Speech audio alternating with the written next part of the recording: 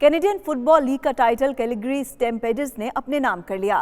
Final match में Ottawa red black को 16 के मुकाबले में 27 पॉइंट से शिकस्त दी। तफसीलात कैलगरी से हमारे नुमाइंदे नदीम तुफैल की इस रिपोर्ट में।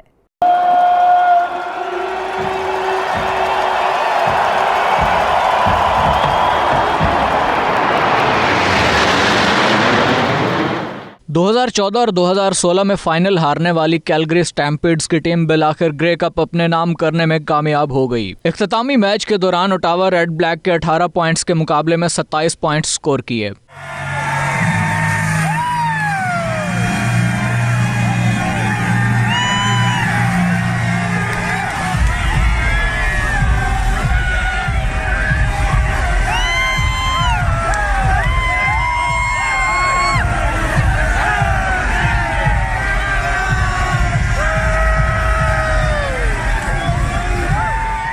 ग्रे कप का फाइनल अल्बर्टा के दारुल हुकूमत एडमिंटन में खेला गया, जहां कैलगरी से अपनी टीम के लिए जाने वाले हजारों शायकीन मैच से लुत्फानंदोज हुए। खेल के दौरान कैलगरी टीम के रिसीवर लैमर ड्यूरेंट की कारकर्दगी शानदार रही, जिसके बाद तमाम खिलाड़ियों को $16,000 इनाम दिया गया।